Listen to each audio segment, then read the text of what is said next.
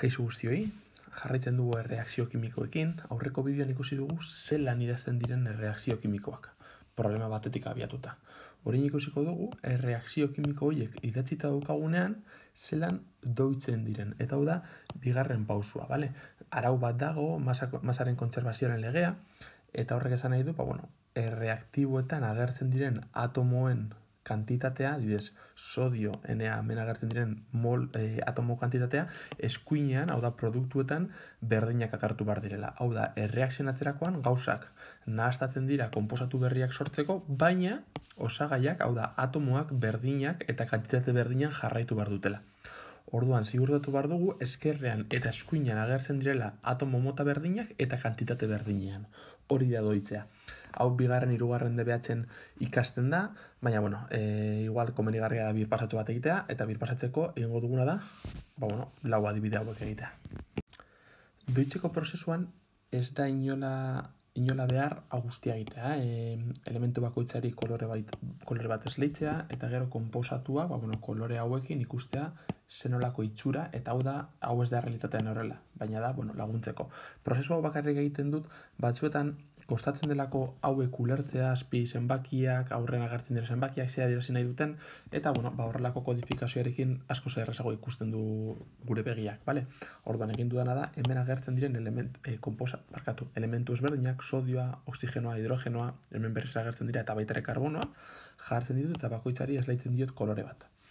Ondoren, konposatu bakoitza sortzen dut bakoitzari dagozkion kolorekin. Fijatzen bazarete hemen NHC eta gero O3, horrek esan nahi du 3 atomo oxigeno ditugula. Hemen 2 atomo sodio, bat karbono, 3 oxigeno, eta horrela guztiak, bale? Orduan, egingo duana da, hau jarriko ditut hemen azpian. Beraz, jarri ditut, behan lortzen ditugunak, azkenean da hemen hau gehi hau, lortuko dugu hau gehi hau. Eta galdera da, zenbat sodio atomo daude erreaktiboetan? Azkenean da galdetzea, zenbat pelota more dauzkagun? Bat eta bi. Idazten dugu hemen, eta hau bai dela doitzea, hemen jartzen dugu bi. Doitzeko modu asko daude, daukat beste bideo bat itzen dela astamukako doiketa zinetan oso antzeko moduan azaltzen duen, baina nahi bauzue baitara ikusi. Ederto, oxigenoak zenbat pelota urdin, kontatzen badituzue, dauzkagu eskerrean 4. Hidrogeno dauzkagu 2. Eta karbono daukagu 1. Hau izan da, hauek kontatzen. Orain, begiratu behar dut hemen, lehenik eta behin, zenbat pelota more dauzkadan, eta jartzen dut hemen alboan. Zenbat dauzkat? 2. Zenbat pelota urdin dut hemen? 3 gehi 1, 4. Hidrogeno, zenbat pelota gorri? 2. Eta azkenik, zenbat pelota berde? 1. Gure helburua izan behar da, hemen agertzen diren zenbakiak eta hemen agertzen diren zenbakiak berdin-berdinak izatea. Hau da, sodio atomo kantitate berdina egotea erreaktiboetan eta produktuetan, eta berdin oxigenoarekin, hidrogenoarekin eta karbonoarekin. Hau da, elementu guztiekin. Ikusten duzuenez, 2 daude eskerrean, 2 daude eskuinean, 4, 4, 2, 2, 1. Ez beti, baina batzuetan gertatzen da erreakzio kimikoa zuzenean doituta egotea. Horrek esan nahi du, ez dugula eser egin behar, ez dugula zenbakirik idatzi behar, urrengo adibidean ikusiko zuen non idatzi behar ditugun zenbakiak eta nola aldatzen dituen gauzak, ez dugula eser egin behar, ja doituta dagoelako. Beraz, jarriko diogu txek berdea, tik berdea, esateko ja doituta dagoela. Bale? Eskatzen badigute erreakzio doitzea, ez diogu eser egin behar. Bagoaz bigarren adibidearekin. Bigarren adibidean daukagu hau, bai? Eta ja esan dut karbonoa dela berdea, oxigeno urdina, sortu ditugu konposatuak eta idatzi ditugu, eta beraz, erreaktiboetan zenbat karbono atoma daude 1 eta 2. Eta zenbat oxigeno 1 eta 2. Eta produktuetan daukagu karbono atomo 1 eta oxigeno atomo 1. Ikusten dugunez, zenbaki hauek ez dira berdinak eta zenbaki hauek ez dira berdinak. Beraz, doitu behar dugu erreakzioa. Doitzeko aukera bakarra daukagu eta izango da hurrengoa.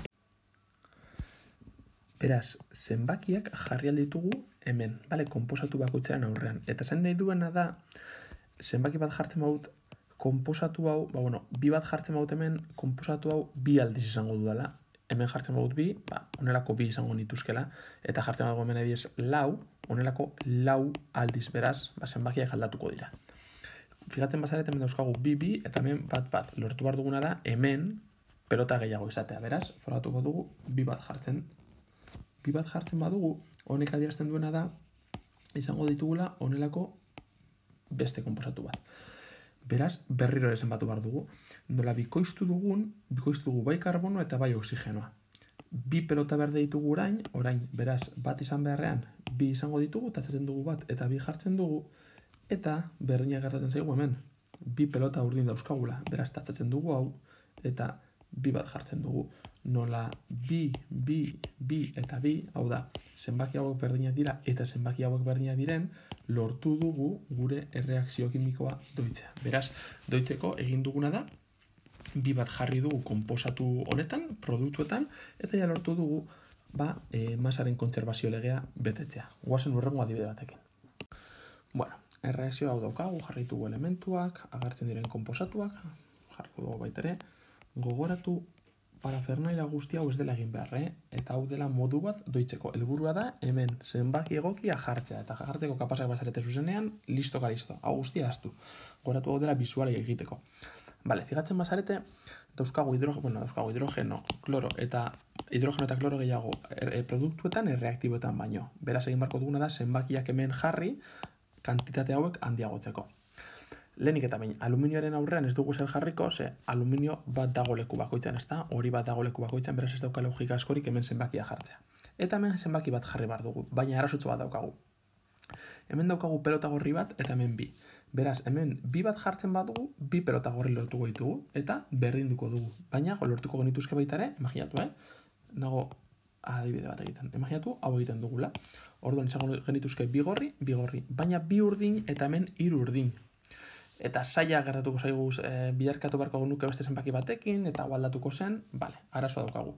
Baina aldiz, pentsatzen badugu, orduan egingo duguna da, jarriko dugu hemen aurrean hiru, eta horrela, izango ditugu horrelako hiru, eta hiru izan da, izango ditugu hiru pelota urdin, eta hemen hiru pelota urdin. Zer da gertatzen dena, hemen bi dauzkagula. Eta hiru badaude hemen, eta hemen bi zerekin biderkatu behar dugu hau, orduan. Hemen behar ditut alde batetik bi, eta beste alde batetik hiru. Orduan, pentsatuko dut, ze zenbaki jarri aldudan, izateko hirukoteak eta bikoteak. 6 jartzen badut, orduan lortuko ditut hirukoteak izatea, eta baita ere bikoteak. Eta orduan egin beharko dana da. Orain hori jarrita daukadanean, zenbat hidrogeno dauzkat? 6. Hemen jartzen dut, 6. Zenbat kloro? 6. Orain, dauzkat zenbaki handiagoak eskerrean, eskuinean baino, beraz zenbakiak jarri beharko ditut hemen aurreak, zenbaki hauek berdinak izateko. Jartzen badut hidrogenoa bitik 6ra pasatzeko, bider 3 egin beharko dut, beraz hemen jartzen dut 3. Horrek adierazten duguna da, hau 3 aldiz egiten duana, beraz horrelako zerbait. Beraz ja, badakit dauzkadala 6 hidrogeno.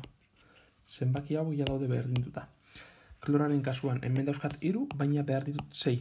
Beraz, 3tik 6ra pasatzeko, bider 2 egin beharko dut. Jartzen dut hemen 2 bat aurrean, eta orduan hau bikoizten da. Hau bikoizten da, justo horrelako zerbait, ez da? Bai. Eta zera gertatzen zaiguna, dauzkagula orain 6 kloro, beraz hori ondo egin dugu, baina kontuz, zerain dauzkagu 2 aluminio, 2 pelota hori, beraz, hau 2 bat bihurtzen da. Zenbaki hau berdina da, baina hauek ez dira berdinak. Orain dauzkat gutxiago eskerrean eskuinan baino, beraz, zenbakiren bat jarri beharko dut hemen aurrean. Aluminioa batetik 2ra pasatzeko, egin beharko dana da, 2 bat jarri hemen aurrean, eta orduan lortzen dudana da, hau tatzatzea, 2 bihurtzea, eta orain bai esan dezakegu, gure reakzio kimikoa doituta dagoela, erreaktibo eta produktuetan, atomo kantitate berdinak dauzkagulako 6,6, 6,6, 2,2. Beraz, doituta dago. Eta printzipioz bukatzen dugu adibide guztiekin, azkena ez dugu egingo, ez digulako gauza askorik argituko eta denboraz galtzeko, bakarrik esatea parentesiak agertzen direnean, kanpoko hiru honek eragina dauka oxigeno eta hidrogenoren kasuan. Beraz, agertuko dira 3 oxigeno eta 3 hidrogeno. Eta egiterakoan doiketa, zenbaki bat aurrean jartzen dugunean, parentesiak agertzen direnean, duda asko izaten dituzu, azkenean, 4 aldiz guztia egin behar dut. Agertu behar da, hau bada, honen estruktura aluminio batekin, 3 oxigeno eta 3 hidrogenoarekin, 4 aldiz egiten badugu honelako zerbait lortuko genuke. Hurrengo ariketetan agertuko zaizkigu horrelako parentesiak eta ikusiko dugu zelan geratzen den.